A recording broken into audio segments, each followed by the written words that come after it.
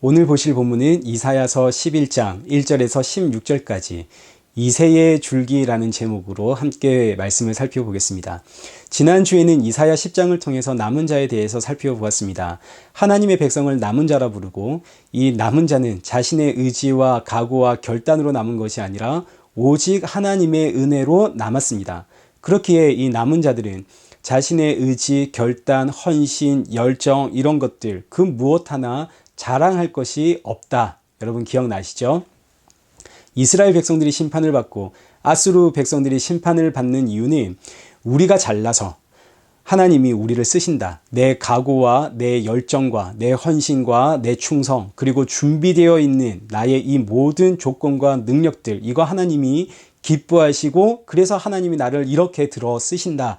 라고 생각을 하다가 하나님이 심판을 받게 되었습니다. 성경은 이것을 도끼의 비유로 설명을 했죠. 이사야 10장 15절 도끼가 어찌 찍는 자에게 스스로 자랑하겠느냐. 자랑할 수가 없는데 자랑하니 전부 심판을 받습니다. 그런데 이 와중에 남겨진 자들이 있습니다. 이 남겨진 자들은 이때 뭘 깨닫게 될까요? 나는 남달라서 나는 보다 특별해서 남았다 이러겠습니까? 그럴 수가 없겠죠. 오직 하나님의 은혜로 남았구나 이걸 알게 되어집니다. 그래서 남겨진 자들은 오직 하나님의 은혜 말고는 할 말이 없는 거죠. 그래서 지난주에 살펴보지는 않았지만 이어지는 10장 26절과 27절의 말씀을 보십시오. 만군의 여호와께서 채찍을 들어 그를 치시되 오랫바위에서 미디안을 쳐 죽이신 것 같이 하실 것이며 막대기를 드시되 바다를 향하여 애굽에서 하신 것 같이 하실 것이라. 하나님이 남겨두신 이들이 있습니다. 이들이 왜 남겨졌는가? 첫째, 오랫바위에서 미디안을 쳐 죽인 것 같이 그렇게 남겨졌다. 자, 이 사건은 기드온의 전쟁을 뜻합니다.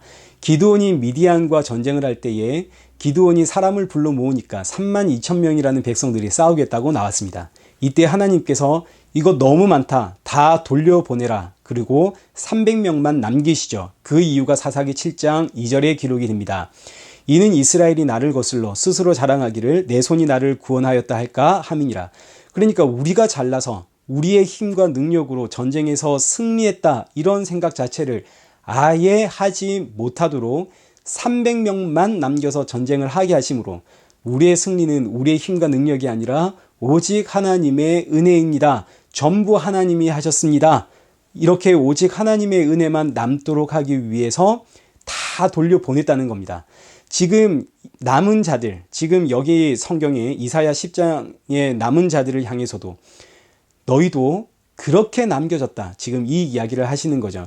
그러니 지금 남겨진 자들은 기드온과 300명의 군사들처럼 우리는 우리의 힘과 능력으로 남은 것이 아니라 오직 하나님의 은혜로 남겨졌고 오직 하나님의 은혜로 구원을 받았습니다. 여기에 대한 증인으로서 내가 너희를 남겼다. 자, 두 번째, 하나님께서 이들을 남기신 이유 26절 이어지는 하반절 말씀을 보십시오. 막대기를 드시되 바다를 향하여 애굽에서 하신 것 같이 하실 것이라. 지금 이 사건은 이스라엘 백성들이 출애굽해서 홍해를 건너 들어가는 이 사건을 묘사한 내용입니다. 이스라엘의 출애굽은 하나님의 어린 양으로 이루어졌습니다. 그리고 홍해를 만나게 되고 홍해를 건널 때에 이스라엘 백성들은 그 홍해 앞에서 하나님을 원망했습니다. 죽을 것이 없어서 매장지가 없어서 우리를 여기로 인도했습니까? 이렇게 하나님을 원망하고 있을 때에 그때 홍해가 쫙 갈라지죠. 이스라엘 백성들이 기도하고 찬양하고 예배하고 감사하고 그래서 홍해가 갈라졌습니까? 아니요. 이스라엘 백성들이 뭐 할 때? 원망할 때. 이스라엘 백성들은 원망만 하고 있었는데 홍해는 쫙 갈라집니다.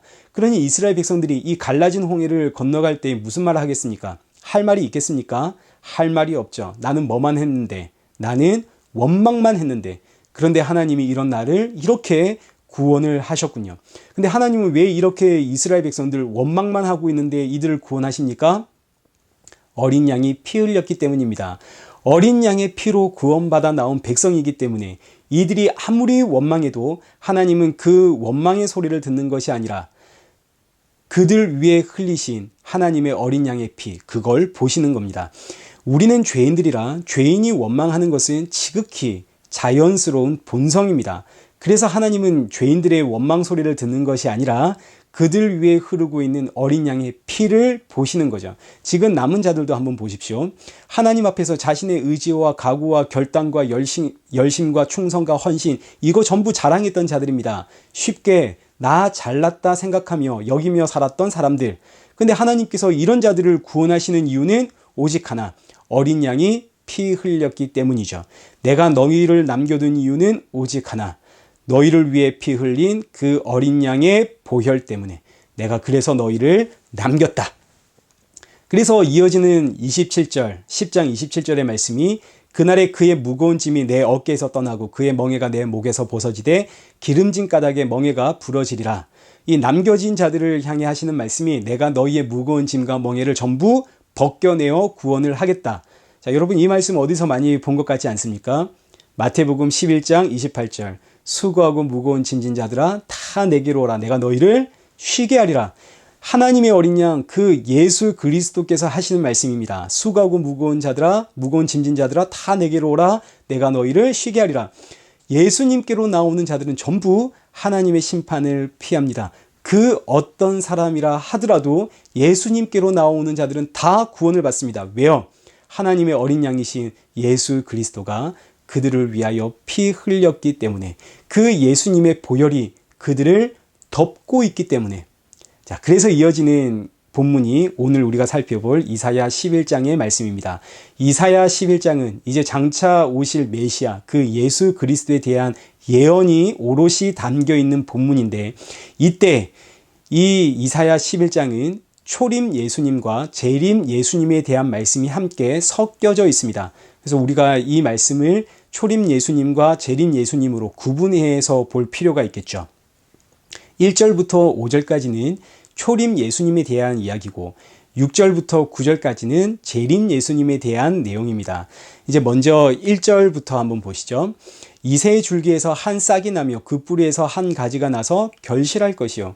이새의 줄기에서 메시아가 오신다는 메시아 예언에 대한 말씀으로 시작을 합니다. 여기서 이새는 다윗의 아버지입니다. 다윗은 이스라엘 역사상 가장 위대한 왕 아닙니까? 근데 성경은 다윗의 줄기라고 하지 않습니다. 다윗의 줄기에서 메시아가 나온다 이러면 얼마나 멋있고 근사합니까? 그렇게 우리의 메시아가 오시는구나. 위대한 왕으로. 그런데 이 성경은 이렇게 표현하지 않고 이새의 줄기에서 메시아가 온다.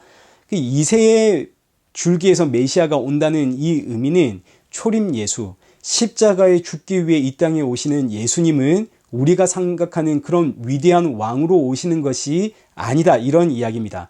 그래서 예수님을 묘사하고 있는 표현이 한 싹입니다. 이새의 줄기에서 나오는 한 싹. 싹은 너무 작고 연약한 이미지 아닙니까? 초림 예수님은 이렇게 온다는 거죠. 이 땅에 죽기 위해 오신 예수 그리스도는 사람들이 볼 때 너무너무 볼품없고 연약한, 아무리 봐도 어떻게 저 사람이 우리의 메시아 구원자가 될 수 있을까라는 모습으로 이 땅에 예수님이 오신다는 이야기입니다. 2절의 말씀을 보십시오. 그의 위에 여호와의 영, 곧 지혜와 총명의 영이요 모략과 재능의 영이요 지식과 여호와를 경외하는 영이 강림하시리니. 이 말씀은 마태복음 3장 16절, 예수님께서 세례의 요한으로부터 세례를 받을 때에 하늘이 열리고 하나님의 성령이 비둘기같이 강림하는 사건을 표현한 내용입니다. 예언한 사건입니다. 3절 말씀도 보십시오. 오직 예수님만이 여호와를 경외하고 오직 예수님만이 여호와 경외함을 즐거움으로 여기시는 분이다. 여기서 경외라고 하는 단어가 두려움과 사랑이라는 뜻을 가지고 있습니다. 두려워하지만 사랑하는, 너무나 두렵기 때문에 그 앞에서 함부로 살아갈 수 없지만 그러나 너무너무 사랑하는, 두려움만 있는 것이 아니라 한없이 사랑하는, 이것이 바로 경외입니다. 이렇게 하나님을 경외하신 분은 오직 예수님 뿐입니다. 물론 오늘 저와 여러분도 하나님을 경외하며 살아가고 싶습니다. 하나님을 경외하고픈 그 마음의 소원은 우리 안에 너무너무 간절하지만 그러나 우리는 하나님을 경외하며 살아가지는 못하고 있습니다. 우리가 살아가고 있는 모습을 한번 돌아보십시오. 내 가족들에게 비춰지고 있는 나의 모습을 어떻게 선한 모습입니까? 저도 제 아들 때문에 화가 나면 제 아들에게 차마 입에 담을 수 없는 독설을 퍼붓습니다. 야, 네가 그러고도 사람 새끼냐? 제가 그러고 아주 혼을 냅니다. 그런데 제가 진짜 하나님을 경외하는 사람이라면, 제가 이렇게 하나님을 두려워하는 사람이라면 제가 이렇게 제 아들에게 독서를 퍼부을 수 있겠습니까? 감히 하나님 앞에서, 지금 하나님이 여기 계시는데 제가 제 아들을 이렇게 혼낼 수 있겠습니까? 진짜 하나님 앞에서 혼나야 될 사람은 누군가요? 접니다. 하나님이 이렇게 혼내고 있는 저를 보시면 이럴 겁니다. 야, 니나 잘해라. 네 아들이 니보다 낫다. 이렇게 말씀하지 않겠습니까? 그러니까 이 땅에 하나님을 경외하며 살아가신 분은 오직 예수님 뿐이고, 하나님 경외함을 유일한 즐거움으로 여기신 분도 오직 예수님 뿐이십니다. 그래서 성도는 그 예수님을 믿습니다. 그 예수님을 믿을 때에 그 예수님의 의, 하나님만을 경외하고 하나님 경외하는 것을 유일한 즐거움으로 삼았던 그 예수님의 의를, 내가 예수 그리스도를 믿을 때에 그 의를 나의 의라 칭해 주시는 거 아닙니까? 그래서 성도는 예수 그리스도를 믿는 것이지, 여러분 우리 하나님을 경외하며 사십시다가 아닙니다. 하나님을 경외하며 살고픈 그 마음의 소원이 있는 것은 누구에게나 다 있습니다. 저도 있습니다. 정말입니다. 진심입니다. 정말 저도 하나님 경외하며 살아가고 싶습니다. 그러나 그때마다 깨닫게 되는 것은, 난 정말 어쩔 수 없는 죄인이구나. 저 이거 깨닫고 오직 예수님 말고는 소망이 없습니다. 이 기도가 나오게 됩니다. 이렇게 하나님을 경외하고 이 하나님 경외함을 즐거움으로 여기시는 예수님은 3절 하반절에 기록되어 있는 것처럼 눈에 보이는 대로 심판하지 않으시고 귀에 들리는 대로 판단하지 않으신다 하십니다. 이게 얼마나 감사한 이야기인지. 그럼 하나님은, 예수님은 어떻게 판단하시고 어떻게 이 세상을 심판하시는가? 4절 보십시오. 공의로 심판하시고 정직으로 판단하십니다. 여기서 공의란 죄를 심판하는 것이 공의입니다. 예수님은 죄를 심판하기 위해 이 땅에 오셨습니다. 그리고 죄를 심판하셨죠. 어디서 심판하셨습니까? 십자가에서 심판을 하셨습니다. 이 땅의 모든 죄를 짊어지고 십자가에 죽으심으로 그 공의를 행하심, 자신의 죽음으로 세상을 심판하시고 이 예수님을 믿는 자에게 죄사함을 주시고 의롭다함을 주시는 것, 이것이 바로 하나님의 공의가 됩니다. 둘째로 예수님은 정직으로 판단을 하시는데, 여기서 정직이라고 하는 것은 시편 51편 10절에 기록되어 있는 것처럼 하나님이여 내 속에 정한 마음을 창조하시고 내 안에 정직한 영을 새롭게 하소서. 여기서 정직이란 뭔가요? 바로 성령님이시죠. 예수님은 성령으로 판단하시는 분입니다. 너희 안에 성령, 곧 예수의 영이 있느냐 없느냐, 이것으로 사람을 판단하시는 분이지, 눈에 보이는 행위, 귀에 들리는 소문으로 판단한다면 오늘 우리 하나님 앞에 설 인생은 아무도 없습니다. 오직 하나님이 넣어주신 그 성령으로만 판단하시는 예수님. 그래서 우리의 구원은 오직 하나님의 은혜입니다. 하나님이 저와 여러분 안에 성령 넣어주지 않았다면 우리는 하나님 앞에 설 수가 없죠. 오직 하나님의 은혜입니다. 자, 여기까지가 초림 예수님에 대한 예언이었습니다. 6절부터는 재림 예수님에 대한 예언인데, 예수님이 다시 이 땅에 오실 때는 만왕의 왕으로 오시죠. 온 세상을 통치하는 주관자로 이 땅에 오십니다. 이 땅에 오셔서 이 세상을 다스리는 그 예수님의 나라는 어떤 나라인가? 이제 6절부터 기록이 되어집니다. 함께 읽겠습니다. 그때의 이리가 어린 양과 함께 살며 표범이 어린 염소와 함께 누우며 송아지와 어린 사자와 살찐 짐승이 함께 있어 어린아이에게 끌리며 암소와 곰이 함께 먹으며 그것들의 새끼가 함께 엎드리며 사자가 소처럼 풀을 먹을 것이며 젖 먹는 아이가 독사의 구멍에서 장난하며 젖된 어린아이가 독사의 굴에 손을 넣을 것이라. 내 거룩한 산 모든 곳에서 해됨도 없고 상함도 없을 것이니 이는 물이 바다를 덮음같이 여호와를 아는 지식이 세상에 충만할 것임이니라. 자, 이 말씀을 보니까 예수님이 다스리는 나라는 어떤 나라인가요? 이리와 어린 양이 함께 놀고 송아지와 어린 사자, 암소와 곰이 함께 뒹구는 나라입니다. 사자는 소처럼 풀을 뜯어 먹이며 아기는 독사굴에 손을 집어넣어 장난을 치는, 그래도 해됨도 없고 상함이 없는 나라, 이 나라가 바로 에덴 동산입니다. 하나님께서 천지를 창조하실 때에 이 세상에 약육강식이 있었습니까? 없었죠. 모든 짐승은 전부 풀을 뜯어 먹으며 살았습니다. 창세기 1장 30절. 또 땅의 모든 짐승과 하늘의 모든 새와 생명이 있어 땅에 기는 모든 것에게는 내가 모든 푸른 풀을 먹을 거리로 주노라 하시니 그대로 되니라. 모든 짐승이 뭐 먹고 살았다고요? 푸른 풀을 뜯어 먹으며 살았습니다. 그러니까 예수님이 다스리는 나라는 바로 이 에덴 동산으로의 회복입니다. 이 에덴 동산에서 사람이 끊어지지 않았습니까? 그런데 예수님이 다스리는 나라는 끊어진 이 에덴 동산으로의 회복입니다. 이것이 바로 새 하늘과 새 땅이 되는 거죠. 10절부터는 이렇게 예수님이 다스리는 나라는 어떻게 들어갈 수 있습니까? 여기에 대한 답이 이제 10절 이하에 쭉 기록이 되어집니다. 10절 말씀 보십시오. 그날에 이새의 뿌리에서 한 싹이 나서 만민의 기치로 설 것이요 열방이 그에게로 돌아오리니 그가 거한 것이 영화로우리라. 그날에 이새의 줄기에서 한 싹이 나와서 만민의 기치로 설 것이다 하십니다. 여기서 만민의 기치란 모든 사람이 볼 수 있는 높이 달린 깃발 혹은 기호 혹은 상징 이런 뜻입니다. 이새의 뿌리에서 나온 싹이 모든 사람들이 볼 수 있는 깃발, 기호, 상징이 되어지는데 열방은 그 상징을 보고 하나님의 나라로 모인다는 거죠. 이게 11절의 이야기입니다.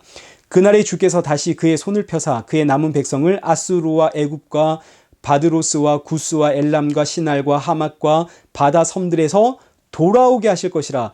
여호와께서 열방을 향하여 기치를 세우시고 이스라엘의 쫓긴 자들을 모으시며 땅 사방에서 유다의 흩어진 자들을 모으시리라. 그러니까 흩어진 자들, 이 남겨진 자들은 전부 이 높이 들린 상징을 보고 하나님의 나라로 모이게 되어집니다. 그러면 이 높이 들린 상징, 이 만민의 기호, 이거 무엇을 뜻하나요? 네, 그렇습니다. 예수님의 십자가를 뜻합니다. 에베소서 2장 13절. 이제는 전에 멀리 있던 너희가 그리스도 예수 안에서 그리스도의 피로 가까워졌느니라. 그는 우리의 화평이신지라 둘로 하나를 만드사 원수된 것 곧 중간에 막힌 담을 자기 육체로 허시고. 예수님의 십자가의 이야기입니다. 예수님의 십자가를 보며 멀리 있던 자들, 원수된 자들이 전부 하나님의 나라로 모이게 되더라. 그래서 우리 오늘날 교회 꼭대기에 뭐가 세워져 있습니까? 예수님의 십자가가 세워져 있습니다. 하나님의 백성들은 그 십자가를 보며 그 십자가 아래로 모이는 것, 이것이 바로 교회라는 이야기입니다. 이 교회 아래, 이 십자가 아래에서 성도는 잠깐 예수님이 다스리는 그 천국을 맛보게 되어지는 것이고, 이 십자가 아래, 이 교회 안에서 성도는 부분적이나마 물이 바다를 덮음같이 여호와를 아는 지식을 잠시 맛보게 되어지는 거죠. 그래서 성도는 예배를 사모하고 교회를 사모하게 되어집니다. 이거 너무나 자연스러운 거죠. 지금은 코로나 사태로 인해서 어쩔 수 없이 이렇게 인터넷 방송 예배를 드리고 있지만 하루빨리 이 상황이 정리가 되어서 사랑하는 성도들과 함께 그 십자가 아래, 그 교회 아래 모여 함께 주의 통치를 맛보며 교제하는 그날이 속히 오기를 기도합니다. 그리고 더 나아가서 우리 주 예수 그리스도 다시 오시는 그날을 사모하는, 물이 바다를 덮음같이 여호와의 영광이 충만한 그날을 사모하며 살아가는 저와 여러분 되어지길 간절히 축복합니다.